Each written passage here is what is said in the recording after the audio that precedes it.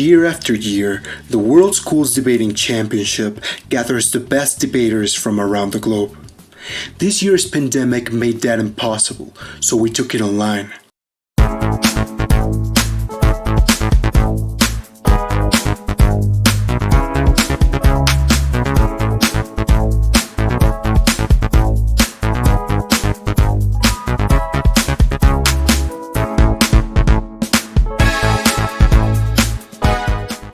In this style of debate, there are two teams. The proposition team, which is in favor of the motion, and the opposition team, which is against it. Each side features 3 speakers giving 4 speeches. The first 2 speakers generally present constructive argumentation. The third primarily focuses on refutation, while the reply speaker summarizes the debate. For the prepared rounds, teams research the motions for weeks in advance. For the impromptu rounds, teams have only 1 hour to prepare after being told the motion.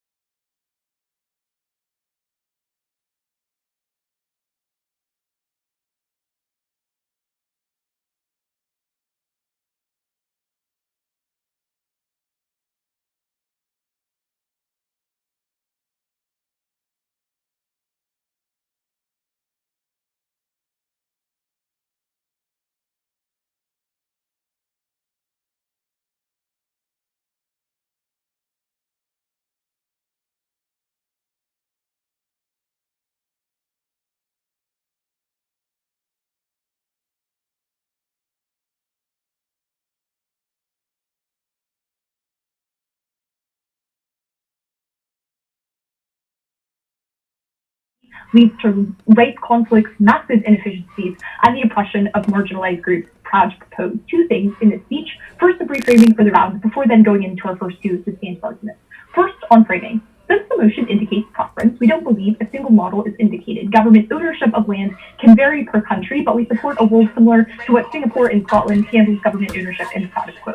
This looks like a couple of things. First, the government will acquire privately held land and compensate the owners. Leases will vary in length depending on whether the land is used for housing, retail, industry, farming, etc. The government has the discretion to place land, but I'll take you in a second, will likely consider the criteria of resources, etc. We think the actual selling of land will be facilitated by local governments, much like how property taxes are collected in the status quo in many countries. Before I go on, sure, clarification. So note that the motion says a world where all land was held in government trust. Therefore, is this a retroactive debate as it should be? Sure. I mean, regardless of whether or not it's retroactive or like right now, we think the government is going to acquire land, has land, now owns all the land, and is leasing it out on long or short-term contracts. That's like the core of this debate. I think whatever is probably fine.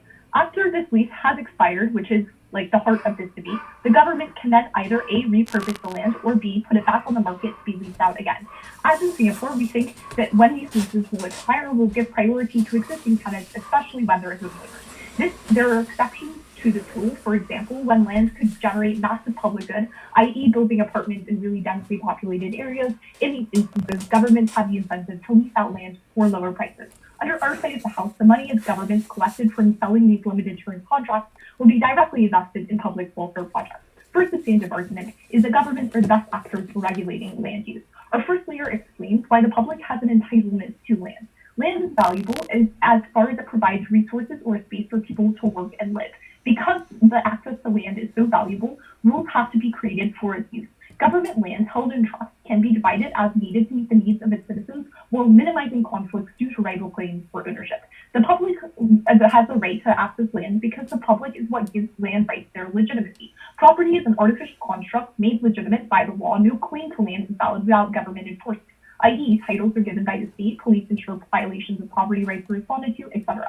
Then, when the public has the right to land because it's its source of authority, why then does the public have the right to access said land? Land is the conduit to which individuals access other rights. Rights are meaningless if you don't have a space to exercise them. For example, your right to free speech is meaningless if there's nowhere you're allowed to speak. But in order for everyone to have the space to exercise their rights, everyone needs land. Why? Having a home is critical for things like a place to rest from home, work, education, an address where you can use to register to vote, etc. But everyone's right to access land can only be satisfied if that right is exercised via collective public ownership. Why?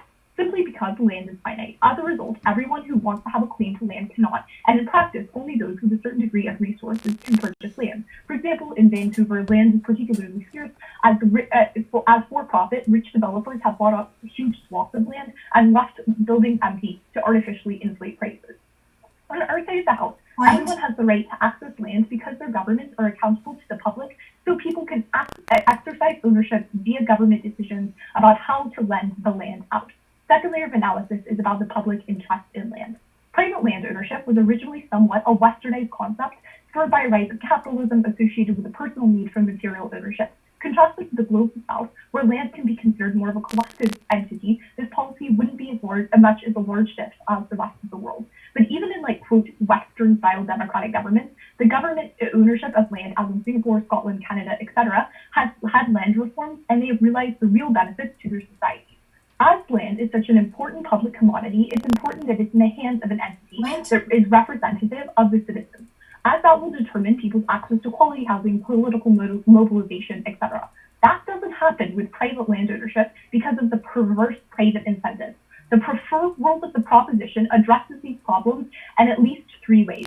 First of all, government ownership comes with a set of checks and balances from citizens, which notably will never happen with independent corporations, as the citizenry lack a social contract with corporations. Second, this gives smaller, poor countries the capability to exercise control over MNCs who have in the past brought up large swaths of land, taking advantage of its relatively low price in developing nations, then setting it aside for potential future investment but infrequently use it. Seeing a lack of economic investment leaks from foreign investment, we allow governments to take back the land from corporations that use land in a way that explicitly does not benefit the citizens of a country. Third, A prop world would prevent private citizens from moving their resources to other countries and buying up valuable real estate, like foreign investors in New York City, driving up housing prices for local citizens while buildings stand empty.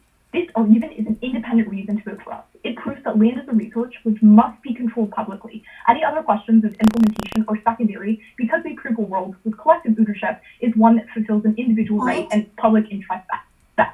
Second substantive argument is that private land ownership is used as a tool of oppression. Private ownership is historically unjust, and the state, although imperfect, has a more just claim to land because it uniquely offers redress. First layer of analysis here is intergenerational wealth.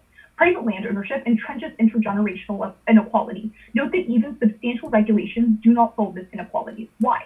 First, wealth begets wealth. This land is a unique commodity that allows the rich to get richer because its value grows exponentially over time because of its scarcity. On op, rich individuals can buy up massive amounts of real estate, knowing that they can continuously pass it down to their children. There's a direct trade-off with rich people owning a ton of land and poor communities owning none. Second is talking about the political protection that landowners have at the expense of non-landowners. People who own land can access A, loans and lines of credit to act as collateral, B, yield increasing political power, and C, control who gets the land.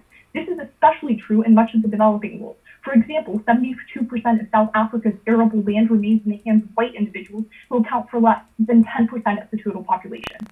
Importantly, this means that alternatives to reform won't solve the problem of intergenerational inequality unless you get rid of private land ownership. With the political power that comes with land ownership, landowners will always be able to weaken, circumvent, and possibly even repeal marginal policies that limit their power. How do we address wealth inequality? One, if individuals want to pass down the land intergenerationally, they would have to repay the full value of the land. This means that rich individuals are less likely to invest their money by buying multiple properties. Second, the incentives of developers change as well. Developers in urban areas currently have a unique incentive to make super expensive projects because there's a market for it. Second idea here is that collective land ownership offers redress for historical injustices. We actually are going to fix this problem by making certain that disadvantaged populations have increased access to what was taken from them. Private ownership is inextricably linked to conquest, slavery, and colonialism, i.e. corporations today buying up huge swaths of the Guarani lands in Brazil to export sugarcane. We recognize that to an extent, governments are complicit in unjust processes too. This meaningful comparative advantage to government ownership, however, is that the poorest, most marginalized individuals will be able to vote. Governments, although imperfect, have a higher claim to land. Their incentives are pivoted because they're more conscious and respectful to indigenous communities and bringing up the poor. At the end of the day, that government of a capability to interact with the citizens have a voice, is why land becomes that public commodity proud to vote.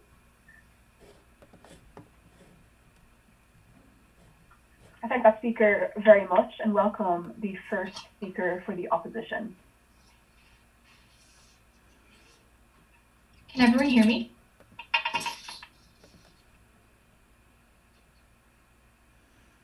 There's a subtle irony in the phrase government trust. It is precisely in this time of disinformation and self-interest that we have the least reason to trust our governments. On Team Opposition, we stand for regulated markets and not blind faith, and for those reasons, I'm incredibly proud to oppose.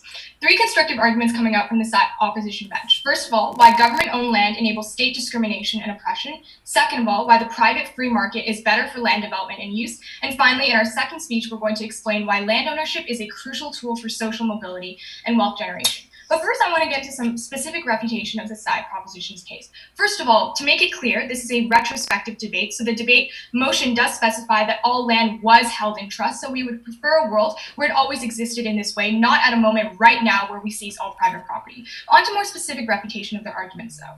We agree with their first argument that the right to access land and housing should exist, but that is actually dependent on proving that their side can enable that to exist. The problem with their case is that they ignore the most fundamental incentives of governments, which is to preserve their own power. In their first argument, Proposition claims that this incentive means governments are held accountable to the public interest, that they're better at allocating land in ways that make land more habitable, cheap, and efficient. But this incentive exists on either side of the house because it does benefit all political classes to a certain extent. So that's why on our side of the house, we can still get things like the use of limited eminent domain, which is allowable for building crucial infrastructure, subsidies for rent, and incentivizing and good development property tax for redistribution. So this deals with the majority of Proposition's benefits. In their first argument, it was non-exclusive. But what is exclusive? Our side prevents the worst manifestations of government incentives to preserve their own power. So we prevent the corrupt allocations of land, political manipulation, no thank you, and oppression of minority groups when it is politically profitable to do so.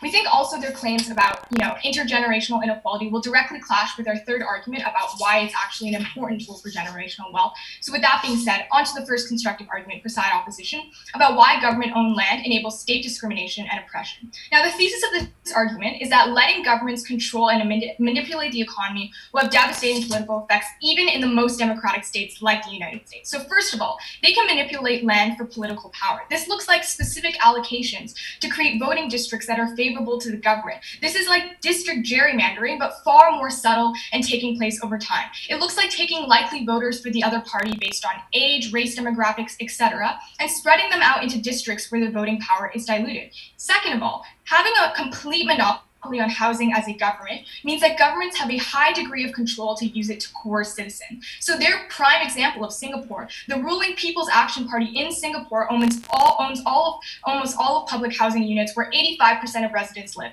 But in order to cement their power, the government subtly threatens to raise the rents of housing units of individuals that want to vote for the opposition. But third of all, the government also has worse incentives to discriminate against minorities. This is a retrospective motion, so Proposition needs to defend the more problematic governments from the initial times of the early 1900s, how they would allocate land. But especially even now, if governments are captured by a minority ethnic elite, because this debate does not just take place in the Western world, it will control all land leases based on their preferences. Compare that to banks and companies, which are comparatively far more diverse. So that looks like in Israel, Arab citizens are blocked from leasing about 80% of state-controlled land, despite making up 20% of the country's population.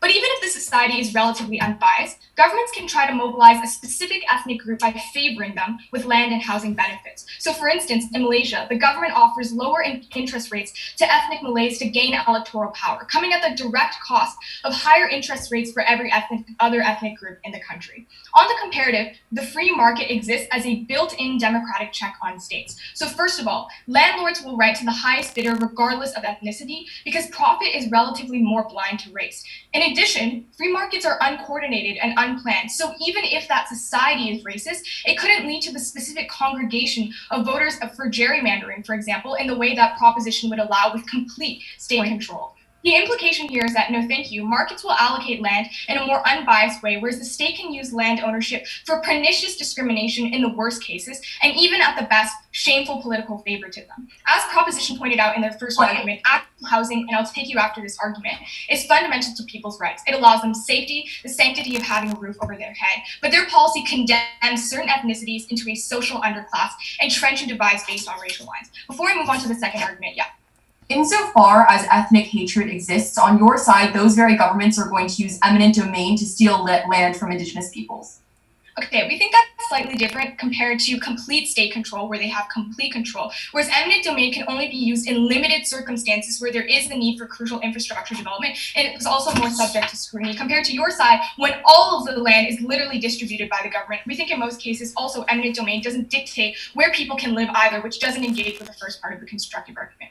So with that being said, on to the second argument about why the private market is better for land development and use. The thesis of this argument is that the private free market, when combined with limited and effective government intervention, is structurally better at ensuring that land is rightly used. There's three reasons why that fails on their side of the house. First of all, limited term leases with certainty, no thank you for businesses, decreasing incentives for businesses and homeowners to develop land and expand their firms. So with limited term leases, firms can never be sure that they can reap the benefits from investing their money to develop that land. So high upfront costs of developing land can only be justified by a long-term process, which undermine on their side of the house. So productive enterprises like factories, for example, could potentially be seized or taken away in the future by government ownership, so there is no feasible benefit there. But second of all, buildings that are sold or leased to others like malls, office buildings, etc., won't be built without a guarantee of future permanent profit from the resale of that land or renting of that property. The result here is that there are fewer jobs, enterprises, and goods being produced, as well as vast amounts of undeveloped land. The resulting impact on the economy, the loss of wages, is going to harm the average citizen far more than private housing on their side. On the comparative, being able to own property and profit at least from the appreciation or the increasing in value of that land, even in the event of business failure, is a safety cushion or an insurance policy for companies, and is a reason for why businesses have a far greater incentive to set up on our side of the house.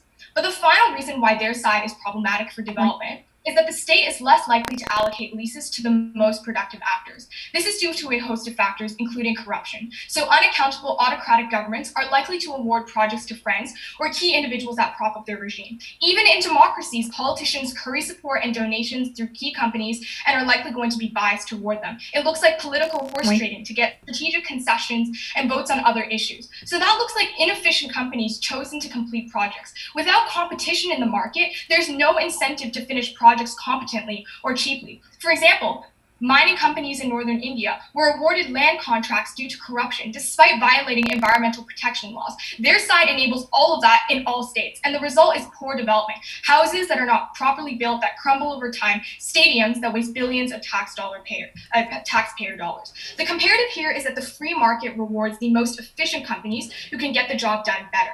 On our side of the house, even if Proposition could prove that it is important for the state to somewhat direct the market, taxes, regulations, zonings, and subsidies already exist to correct the externalities in the worst cases of market issues or market failure. Those trends are improving in the status quo, but Proposition only creates a world in which individuals and businesses are without careers and options to profit in the future, and individuals cannot afford their basic needs. Because we believe that the government is the best actor only in limited circumstances, and that the free market in the vast majority of cases is the best way to get free allocation of land and the proper development, I'm extremely proud to stand on Opposition. I thank that speaker very much and welcome the second speaker for the Proposition.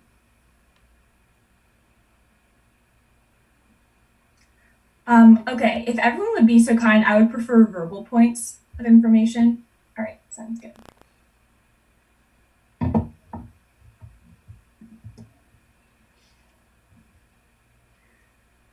Panel, let's not delude ourselves about what is at stake in this debate. Opposition must defend the capitalist system of the status quo, which is responsible for the fact that 72% of the land in South Africa continues to be owned by white individuals. But more importantly, they need to defend a system that will continue to get worse in the future, a system that tends towards progressive accumulation of land by corporations like Monsanto, which push progressively more and more smaller farmers out of business, and land developers with a monopoly in Hong Kong, which have consistently driven the poor out of housing. A frightening inverse relationship must always exist on their side of the house between the power of the landed gentry and the most vulnerable. It exists in perpetuity on their side of the house. We end it once and for all. With that being said, I want to clarify what is at stake in the heart of the motion, clarify the debate under two key clashes. The first on whether or not the state is the best actor to take this policy. The second on the true qualities of the free market before introducing our third substantive argument. But first, I want to just really quickly clarify for you this issue about whether it's a retrospective or a current debate. We think fundamentally a prefers motion implies you are comparing two things. That is the capitalist system of private property and free market distribution as opposed to government holding the land. We think you need to have like some kind of a history of the free market in order to compare the two things. But in any event, we're going to prove to you structural reasons why at any point in history we would prefer the government over the free market. This was not a strategic clarification for Side Canada to have made. Now, though, I want to clarify why specifically we think it's so important to have the state to have control over private property. Let's begin with our argument about state discrimination and corruption. A couple of problems with this argument. The first is that their critique is basically that the government is going to be hurting marginalized populations. This was not a critique which was specifically had to do with land at all. An authoritarian government which has its mindset on pushing out marginalized people from housing is going to do so on either side. They needed to engage with the specific incentives of better states in the more like moderate case. The second thing is that what was really the end game of their critique is that this means that poor people are consistently pushed out of housing and that rich people get more land. This should sound familiar to you because it is. That is the status quo of private property. Rich people always get more land than poor people. Our policy uniquely has the means to sever the ability of rich people to continue acquiring land because there's like an ultimatum on the amount of time they can own the land. This means they have to continue buying it. That's a disincentive to continue accumulating land. However, the comparative that they needed to engage with is that private property guarantees prices always skyrocket. That is the case because there's a lot of speculation whenever you have foreign investors coming in, whenever you have a bunch of different land developers competing over one little piece of land. That's the case in which prices skyrocket. Whenever the government owns a lot of the land, the competition goes down because the government isn't forced to sell it to you, but also it means they have an ability to cap how much the prices are actually going up. We don't think a sufficient point from side opposition. But I want to clarify why we think the state is always going to be comparatively more accountable than the free market. A couple of things. The first is that land is an extremely, extremely essential part of a person's life. If the government allocates land poorly, this is literally the place in which you live, the place in which you get your voting address, the place at which you seek solace at the end of the day, there will be a massive uprising. Even a very authoritarian state wants to preserve stability. The second thing is that we think that corruption on the state and local level is unlikely to exist because higher level officials actually want corruption on lower levels that harms their ability to control the government. The additional thing is there's very clearly voting in a lot of countries. If people engage poorly with the system, then they're going to be voted out of office. It's so essential that we think it's unlikely to happen on their side of the house. The important thing here is that you always get the possibility of improvement on our side of the house because there are democratic checks on governments. There are no such checks will exist for the free market. Their system must be infinitely regressive as people acquire more and more land. But I want to be clear about what the purpose of our comparable material on this point was. We gave you a principal argument to which they gave no substantive response. We said that if either side of the house has some practical benefits, there's no sufficient response to the idea that the public has ownership over land on their side of the house. We gave you reasons like the public being the source of government authority and the fact that it's the prerequisite to accessing all other rights, which means that if land is finite, you must prefer a world in which people are not permanently alienated from their rights. Any idea of the free market must always mean that some rich people in perpetuity own all of their land. This means the poor are consistently excluded and cannot access their rights. This missed the team opposition. Now, though, the second clash in the debate is on the free market.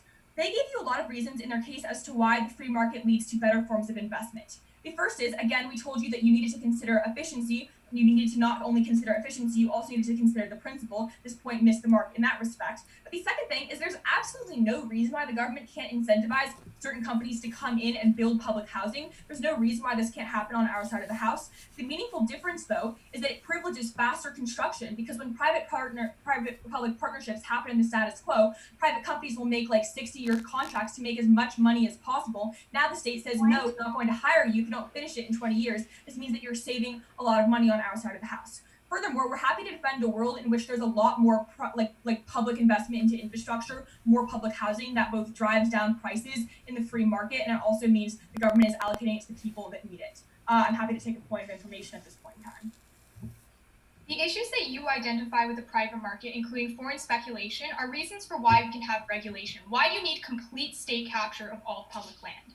I mean, we gave you 3 minutes of substantive material in Elisa's speech, which tells you that if you are going to be permanently alienated from your right because certain individuals always own land as a function of the free market, then you are not fulfilling your right to public ownership.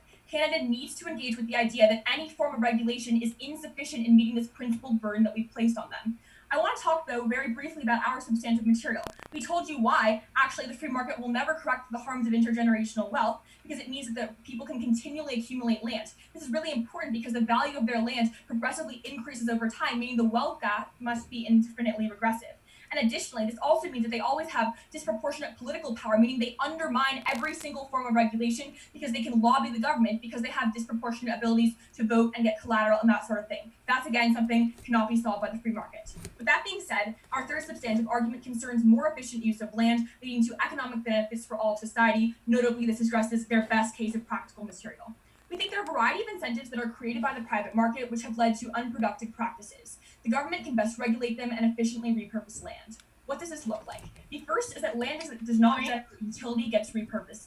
Indefinite private control of land allows land that is not seen as profitable to be unused. This happens whenever individuals buy up lots in an area that eventually become divested from. It becomes virtually impossible to sell this land, and thus the land remains empty. On our side of the house, governments who have the capability to go into the red in the short term are able to directly build on this land, offer incentives for new companies to move in, etc. This looks like stopping the fact that in New Delhi, commercial real estate has a vacancy rate of 25% because private corporations have decided they aren't interested in it. The second thing is that construction companies will be motivated by the temporary status of land. If a company knows that a piece of land will expire in 20 years, they need to make sure the product is built, sold, and profitable within that time frame. Notably, this means that in private-public partnerships, we allow for a better use of government funds and less waste. But most importantly, public ownership is required for better infrastructure. The biggest inhibitor in the status quo of the construction of public infrastructure is the private property rights of individuals and corporations. They're the ones who have the money and resources to sue the state whenever they believe their rights are being infringed on, and they own the largest and most disruptive tracts of land. An example of this is California, which has been trying to build a high-speed railways for 10 years. However, it keeps getting delayed because of property lawsuits, and the state has had to spend like $77 billion trying to get it done. Public infrastructure is exponentially better in countries where the government controls more land. That's why Singapore has the second highest public infrastructure score in the world. We believe that on the comparative, states are always more accountable, they are always more efficiently able to distribute land. The free market will be infinitely regressive. Very, very proud to propose.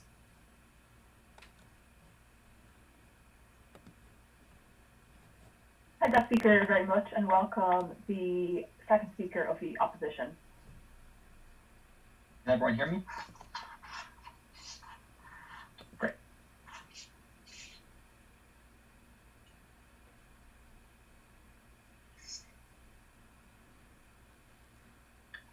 The single most important difference between the two teams in this debate is one of the government's allocative incentives. Because we were incredibly charitable on side opposition, and we agreed with Proposition that when it is in the interest of the majority of individuals, the government will act as an effective steward for land.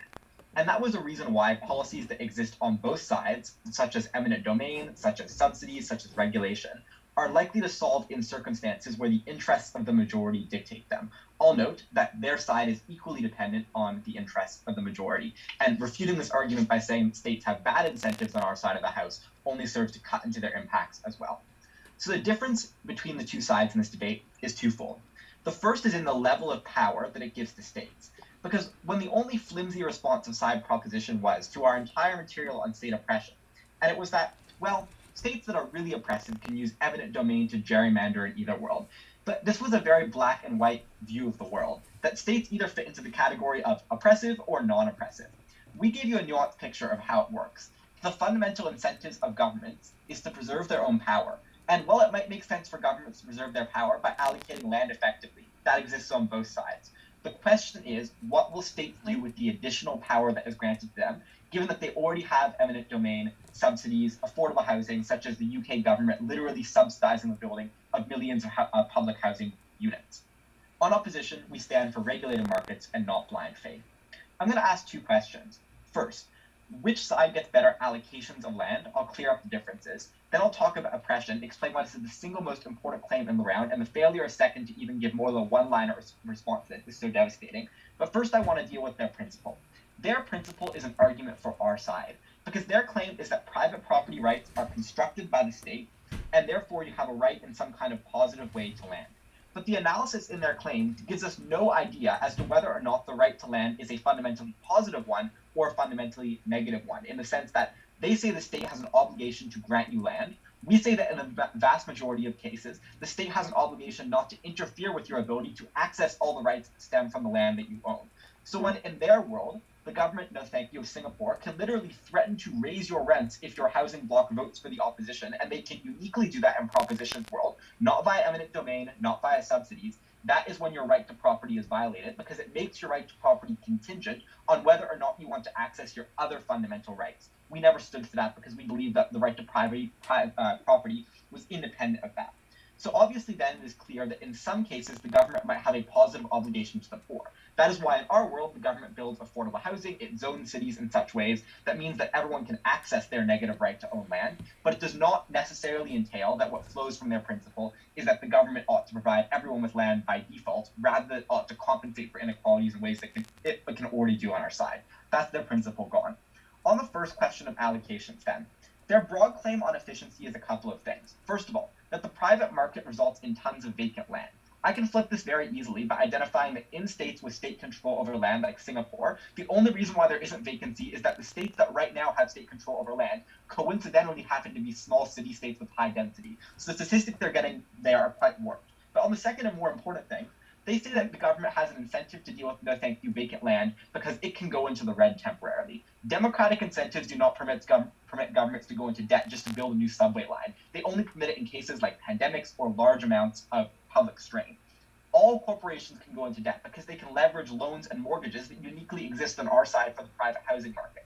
So the idea that risk, and that was the sole mechanism they gave, is a reason as to why vacant land disappears is not true. Rather, given the democratic feedback loop of the state and the fact that the state is likely to privilege majoritarian circumstances when it benefits them, we'd say that rural areas get even less development because now companies don't have as much of an incentive to enter because they have to pay for expensive leases, and crucially, they have to recoup the cost of having a short-term lease. And I want to note this is super important. This is the reason why affordable housing gets so much worse on their side of the house, and in fact, we flip this argument because they might be able to lend to some private companies that are willing to build affordable housing or impose conditions on people, for instance, that force the building of affordable housing. But the problem is no one's going to want it in their world because the only reason why it makes sense for a condo developer or an apartment owner to decide to build affordable housing unit is that they can see a long-term benefit to the project of owning an apartment block for 100 years and selling it off when they don't want it. The problem is at the end of their 99-year lease, even if the prop response is, well, we can just give long leases in some circumstances, this undermines their inequality argument if they say long leases. But the more important thing to note under this is that even with that, you still don't get the benefit of being able to sell off your land at the end of it, which means that risk is way less, more vacant land exists in their world. And when you want affordable housing, the companies that sell and build affordable housing units need to charge way higher prices in their world because they're making less of a profit and need to recoup their costs. They do that by charging the consumers more, and affordable housing gets worse. The other extraneous responses to this are relatively integrated into the Angela's case. We didn't get much substantive response to all the mechanisms she gave to you about why the free market is a better allocated mechanism, but she said those clearly, and I don't need to repeat them. On the way in which political oppression functions, their only response to this claim is that state oppression is symmetrical because the really bad governments can use eminent domain and gerrymander. There were 4 reasons as to why this was distinct and wins us the round by their failure to respond at this point in a moment. The first reason was that you can't use eminent domain to force people into a particular area. You can only use it to force people out in very limited cases. There's way more scrutiny and oversight over eminent domain because in our world, a strong norm of public-private property exists, and voters are very reluctant to accept eminent domain. There's also judicial and legal checks over its use. But the second reason why is that gerrymandering gets major political blowback from both parties in their world, and that's why it's relatively constrained to some countries, like the United States, for instance. But in their world, gerrymandering is not formal. You don't need to change the side of the districts. You just need to subtly adjust the race and political demographics of the people that you allocate to certain places over time. And that means even in cases where you have a normatively democratic system, such as Singapore, the reason why the People's Action Party keeps winning is that it rigs the game. It gives the public the gift of affordable housing, and then it puts on a bow tie of harm in terms of the oppression of individuals that happen. But furthermore, it's not just gerrymandering, it's political corruption, all the harms that happen when it becomes way, way easier for the state to privilege groups. Subsidies cannot do this, eminent domain cannot do this. I'll take the point. Okay, the private market really isn't as benevolent as you make it out to be. The private market has driven out accessibility to land in the developing world because corporations buy up large swaths of land and then hold on to it so domestic workers can't get access to it. Okay, the reason they can do that is that in most cases they have state capture or developing governments. We'd say it's better developing world governments. It is better to have a check when they are now buying it from private companies in the developing world rather than directly from the governments of these developing world countries that they can buy off using tax reliance. It is way worse in the developing world on their side when you have state capture by MNCs. And that is only if we are not charitable to them and don't believe their incentives, but we're playing along with their world in which states have relatively good incentives, but they don't always. On the third claim, which I've already hinted at and implicitly refuted, but this will deal with their idea on inequality. The single most important idea that they give to you, basically, is that inequality is likely to happen due to land, and the reason why is the system of landed gentry and rented. First of all, this is a counterfactual debate. In a circumstance under which land had always been publicly owned, rich people would always invest in profitable ventures that the poor can't access, like hedge funds, like stocks, like markets, which can also be passed down to other individuals. Inequality increases. But there is a unique check against it when we have private property. And the reason why is that you can use a home or an apartment that you own as a form of collateral to get loans. And they concede to this actually at first, so I don't need to really prove it much. But the important thing to observe is that this is the only circumstance under which the poor are broadly able to access economic empowerment and social mobility by using their homes as collateral to start a small business. Not only do the poor get locked out of this in their world, but the ethnic minorities who are locked out of the basic rights do as well. For all those reasons, we remain proud to it.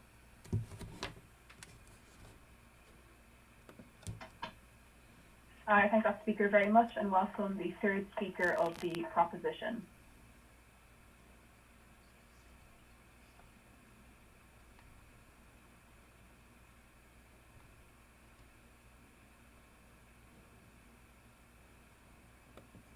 everyone hear me okay? Yeah, and then I don't know if you saw in the chat, but I prefer verbal POIs, but if you could also raise a hand, that would help me make sure I get to you. Okay. Let's be extremely charitable to Team Canada and weigh our worst case against their best case. We still win this round. In our worst case, there is corruption that exists and rich people are able to get plots of land that they want. Second, in our worst case, certain individuals are allocated to worse plots of land because of things like racism and gerrymandering. Remember, over time, we told you from first, we saw these harms. Why? First, because one generation of wealthy individuals having less power means that they can exert less influence on the next generation. Our policy is infinitely progressive. Second, in our world, people who are alienated by the state are also alienated by capital in their world. Poor minorities are not able to buy up housing. The difference is that on our side of the house, those individuals can revolt if things get so bad. On their side, they can't complain against the free market for not providing houses in those areas. Our side was the only mechanism that recognized how land is uniquely powerful and must win us this round. What is their best case, though? Their best case is regulations and housing.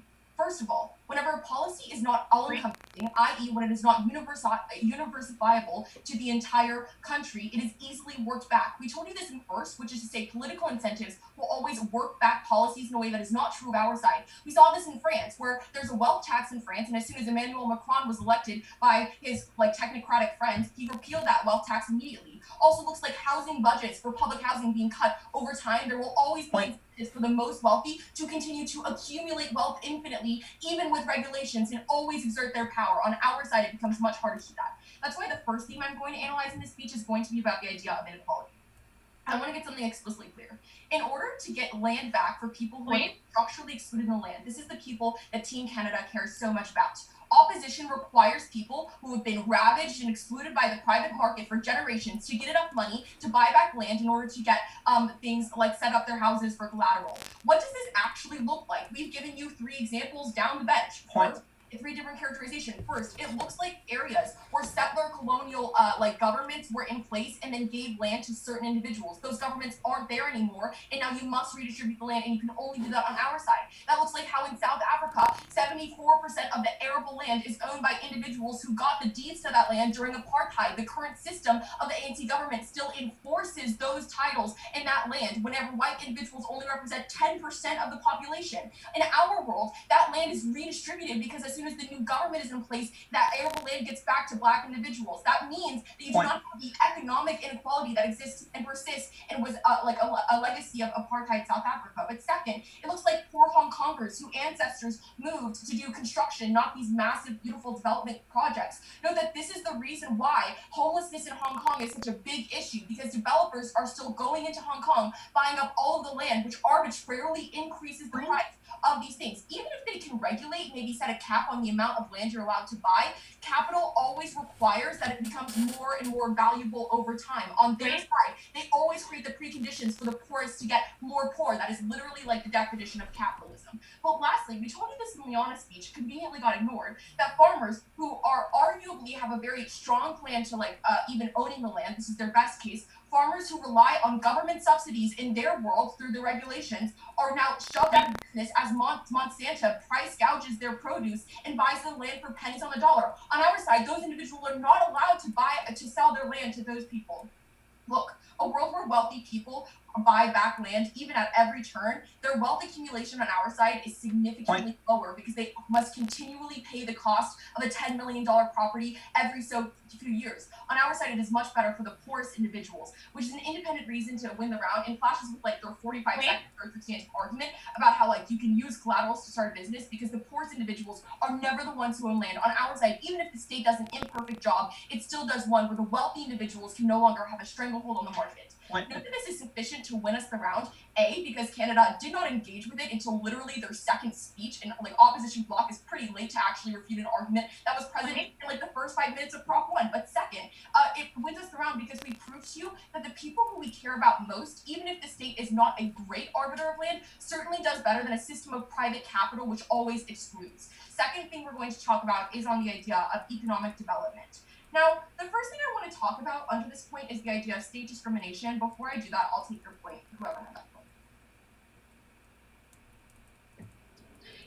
Your mechanism for ensuring change in the just allocation of land is that the majority is able to resist. How are you supposed to let a politically powerless and minority group ensure the proper distribution of land on your side of the house? Yeah, so historically, even this, I'll actually talk about this in a bit, but historically, even the smallest minorities are able to build up enough resentment and power against the state to do things to make them care about them. This is why in authoritarian countries, you are even more likely to get this policy because they do not want to have a significant portion of people rioting in the streets, even if they're a minority. It's very bad for them politically, especially because you give us the incentives that they must preserve power. But let's actually talk about that. So let's talk about the idea of state discrimination. As an overview, I would just like to say that in order for them to access any of their good regulations or good public housing, they have to concede that the state is a good neutral arbiter of land. On our side, we are able to similarly claim this. And the second thing is that if the state is really so terrible, it's going to do terrible things on their side. Now, I'll respond to the nitty-gritty responses we get new and O2 later, but the important thing here is that the marginal harm is not significant. That is to say, if you live in an oppressive state where the state is going to do eminent domain to seize your land and give it to private corporations, on our side, yeah, it might not be so great, but on our side, the states that are good have the massive helpful benefits of doing great redistribution problems. So the only mechanism we get here is on the idea of preserving power. We say only a universal power presents a strong check against these things. That's why welfare systems in so many countries are incredibly corrupt. But whenever a policy is universal viable to the entire population cares about and is able to institute those checks. This is why their arguments about eminent domain do not apply, because eminent domain is only a small thing. It's only with minorities, and it's very easily checked against in that way. And the second thing that they tell you, which is in first and second, is the idea of political parties can simply raise rents on people. It's much more likely in a world where capital is continually expanding that rents increase, because speculative demand in places like Singapore would be extremely high. So rents would increase significantly more than just not being able to challenge the government. We'd say that that's a willing trade-off because the right to housing is so important. But now we're going to talk about economic development. I also like to note that on our side, we have sufficiently negated their arguments about market efficiency, right? What does market efficiency actually look like? I'd like to point out to you that they haven't adequately characterized what market efficiency looks like. It probably looks like going into favelas in Brazil and having factories which pollute rivers. That is, the most efficient markets are the ones that set up factories the quickest, the dirtiest, and get the most profits after the fact. Our side is necessarily preferable for a few reasons. First, we get things like infrastructure. They say, oh, no, democratic countries can't go into debts in order to do those things. Obviously they can. That's why governments are the ones who make infrastructure in the world all the time. This happens infinitely more on our side. It is a reason to win. It is a reason that they can't access it, because they tell you can only do these things in times of emergency. They tell you that you can only do infrastructure in times of emergency. That's the reason why they don't get as much infrastructure on our side of the house. This wins us the round independently because we proved to you that we provide communities tools for communities to raise themselves up. So even if the state abandons them, on our side, if they can access road, then they can get to things like job mobility. Note that our principle here is critical weighing analysis, because we proved to you, A, that it is more allocatively efficient, but even if it were more allocatively efficient, the state has a right and a duty to own these things, which is a reason why the collective ownership of land must be instituted. At the end of the day, Proposition wins this debate because we proved to you, A, we get less inequality for the most poor and the least well off, and second, we fulfill the right to collective housing, which is a reason to propose.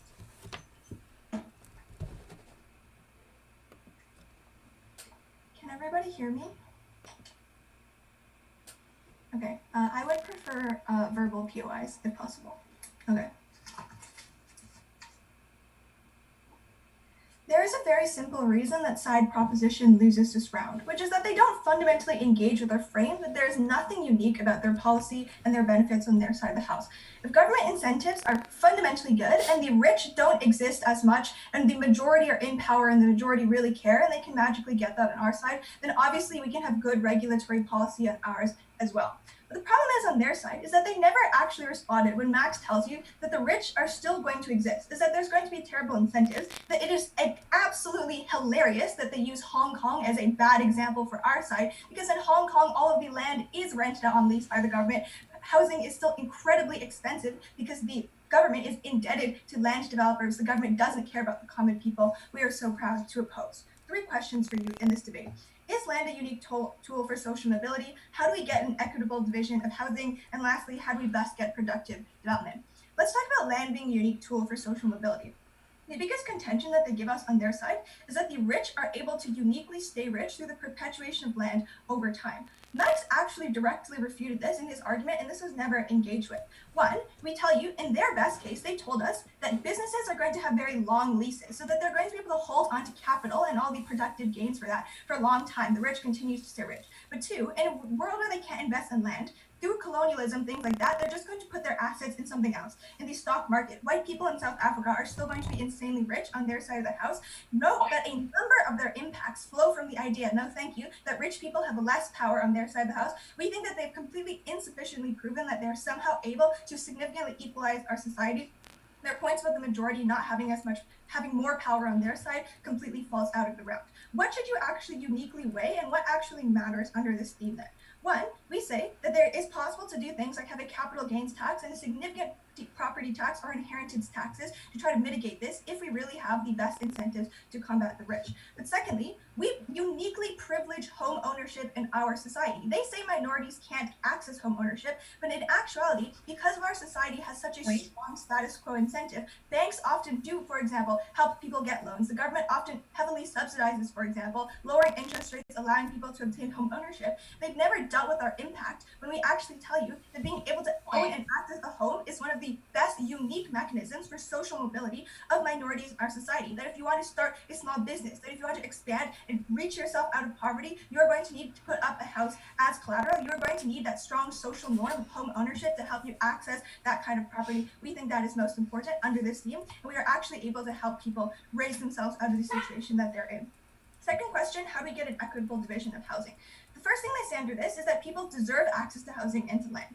Max already refuted this. This isn't an independent path to victory for them. One, we already told you the government already assures the rights in that we have significant commonly held public land on our side of the house, but also significant rules for how private property should be dealt with in democratic societies, as Max told you. But secondly, this principle entirely falls out of the round when you consider this fact. Their side of the house has land leases. That means as long as you lease the land and you have the lease, that is your private ownership, and you can deliberately exclude people from your property. So their side also does not solve the problem and have the principle of collective ownership. This falls out of the round. Main question then, does either side solve the housing crisis? There's three things I want to note here. Firstly, they lease land out to developers to build private housing. There is two unique terrible impacts that they do never negotiate with on their side. One, there's going to be a significant shortage of housing on their side of the house. When you, as a land builder, are never guaranteed that you can continuously rent this profit out, your family, the family after you, your business for hundreds of years, and that isn't assured when you're not sure that you can use that development of housing to appreciate and to make more money in the future, there's going to be much less incentive to actually build these kinds of housing units that they want. But two, again, what they never negotiated with Max is that when you as a private developer develop land and you have a very limited lease, you're going to have to significantly increase rents so you can recoup the short-term profit that you invested into that property. On their side of the house, we get less housing, more expensive renting. But now there's two scenarios on this side of the house. I'll take a POI after I finish this theme. Firstly, let's take them at their best. So let's say that the government acts for the political gain of the majority, in that largely the majority has good incentives to want good housing. That means on our side of the house as well, there's incentives to do things like build public housing. As we've seen in Spain, as we've seen in Vienna, even though the government doesn't own all land, there's good incentive to invest in public housing, to have things like rent control, to get rid of things like speculation. For example, taxing empty property is an extremely easy way to decrease speculation in the market. And recognize that most of the world isn't in a housing crisis. It's really only in those massive cities, New York, Toronto, London, where this is a huge problem. We would say for the most part, if we're going to buy, that governments have good incentives. They have good incentives on our side as well. The key difference here in their best case scenario that they never leverage with is that you put the power in the hands of the governments for unique political gain, to uniquely gerrymander over time, to uniquely pressure you that you're going to raise your rents if your bloc doesn't vote for us, to manipulate neighborhoods and minorities for unique political gain. That never engage with that set of impacts. That is why we win this debate. But let's take them in the real world. Let's take them in what we think is realistic. Because for every single poor incentive on our side of the house of rich people, of companies having control over the government, we can guarantee that on their side of the house, that exists as well. Because again, like I said, Hong Kong is expensive because companies pressure the government to lower corporate tax, then the government has to take most of their revenue from the sale of land and are forced to sell land for millions and millions of dollars.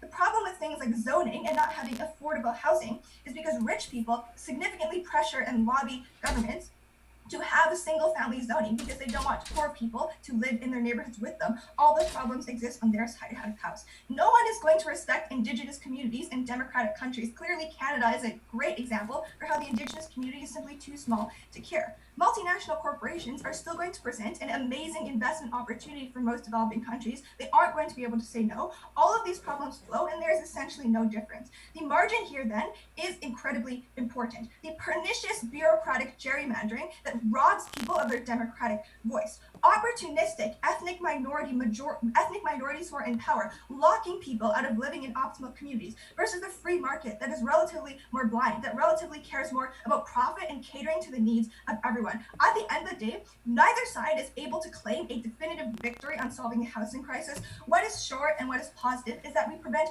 terrible government incentives to get into power, to maintain their power, and to destroy democracies. I'll take a PY. You don't get to, for the first time, substantiate the private market and public housing arguments in the block, but even if you could, we told you in first gov that we would put money into welfare on our side with all of the revenue we get, so we can literally subsidize all public housing on our side of the house. It's not in conflict. The problem is we can also subsidize public housing on our side, and in fact, the problem with having so much of your tax revenue rely on land sales, like in Hong Kong, is it becomes a perverse incentive. You want to raise the price of land, you don't want to have affordable land, because the more money you make from land, the more money your government has. That's what's on your side of the house. Lastly, how do we get productive development? Firstly, is land development.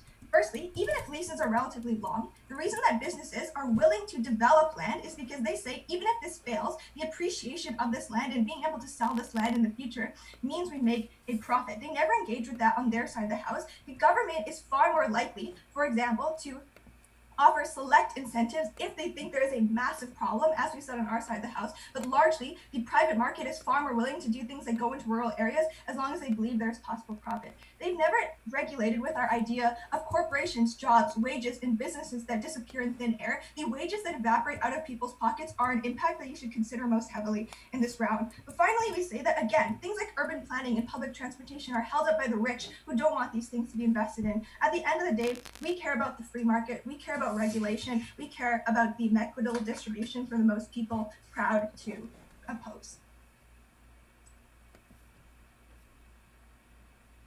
I thank that speaker very much and welcome the opposition reply speaker.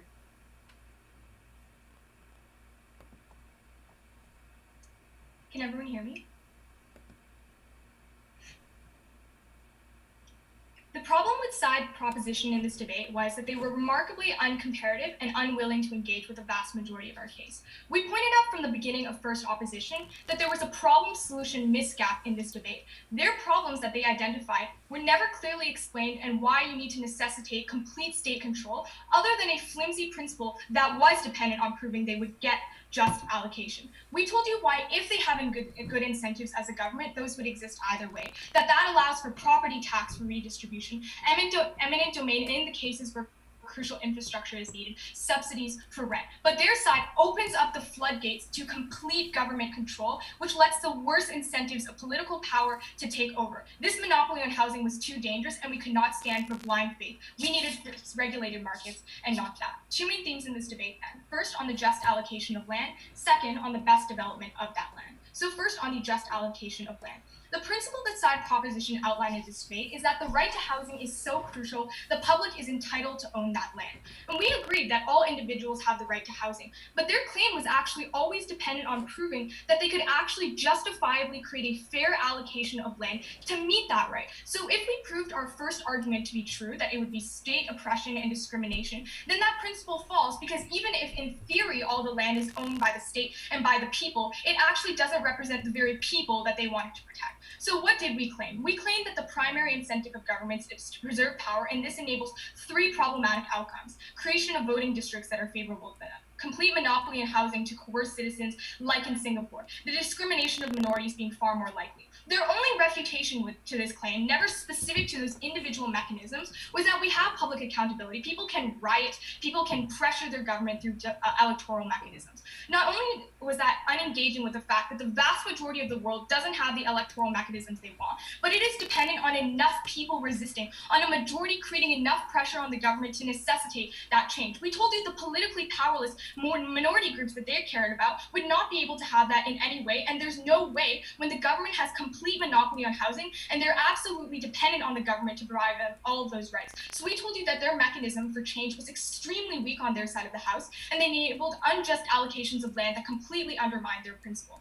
We said that that is constrained on our side because the private market is a natural check, that profit is more blind to race, and that banks and companies are comparatively more diverse. The only ways they wanted to engage with us was giving us examples of where the private market is also discriminatory, but in all of those cases, they were discriminatory because of state intervention, because the ANC party in South Africa intervened. Their side worsens that when all countries and all states have complete control and the private market is left out. In the private market, there's no ability to coordinate gerrymandering. Eminent domain cannot be used to direct individuals to a specific area, and they needed to engage with that at this point in this debate. It was too late. So we proved that fundamentally there would be an unjust allocation of land on their side, and they could not claim any of their benefits if the government acts on those poor incentives that exist in all states, not just autocracies.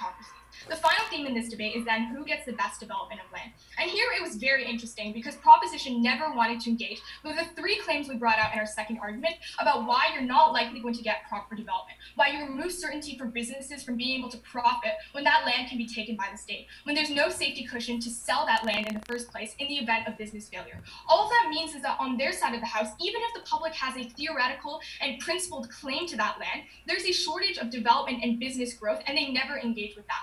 But finally, even if you can have the allocation and development of that land, it won't be to the most productive actors because there's no competition on their side of the house. The government has choice in who they actually take on, and it is very likely going to be guided by political incentives and not the right ones. Finally, our third argument also claimed that if they wanted to talk about the government, who on both sides of the house claims to care about poor individuals, then we can have rent subsidies to allow for ownership of land gradually and all the benefits they want for social mobility, when the poor finally have a way to have social capital and collateral that they wouldn't have on their side. What is clear is that good incentives will exist on either side, but they let the bad ones prevail. We cannot stand for that, and I'm incredibly proud to oppose. I thank the speaker very much, and to close this debate, welcome the Proposition reply speaker.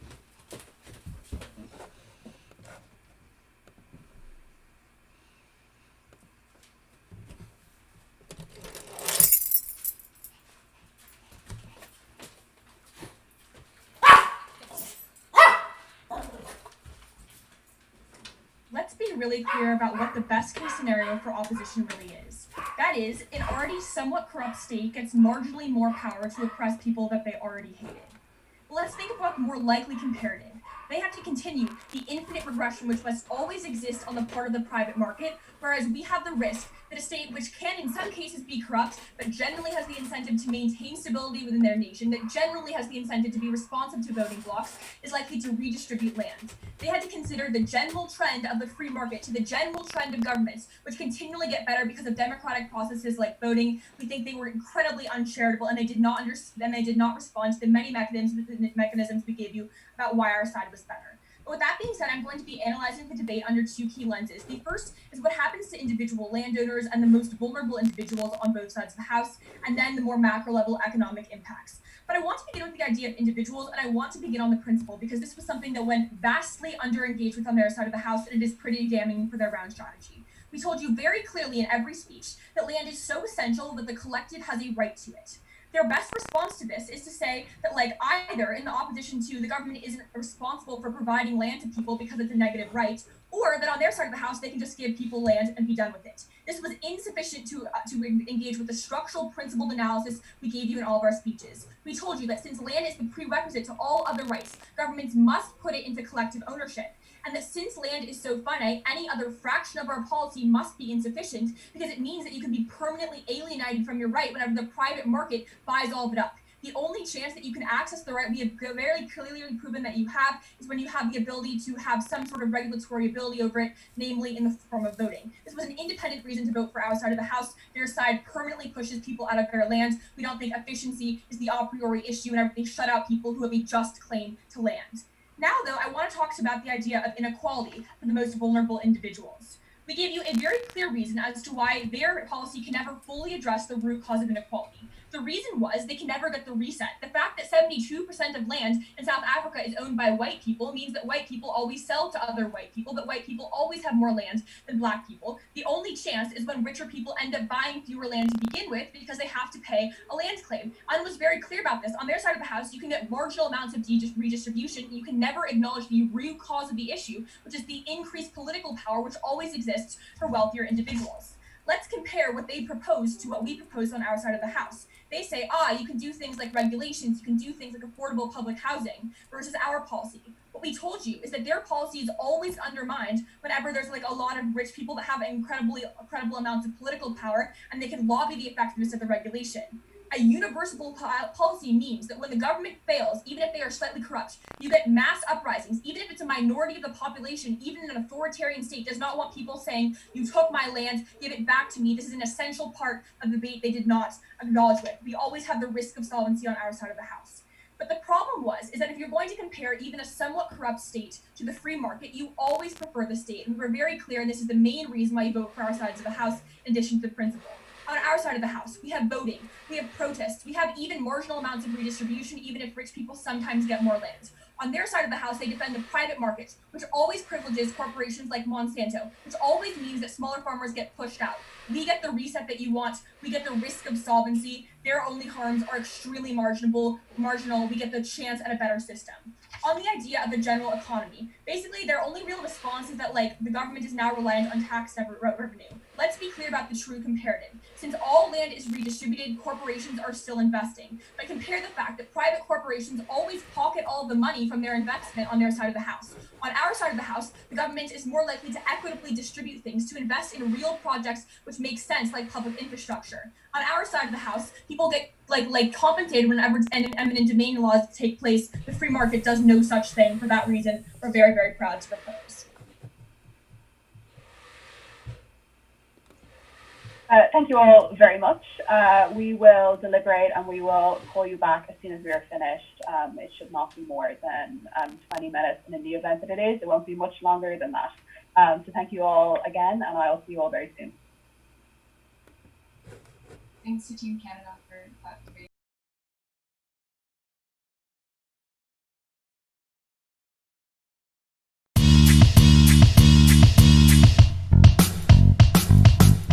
Year after year, the World Schools Debating Championship gathers the best debaters from around the globe. This year's pandemic made that impossible, so we took it online.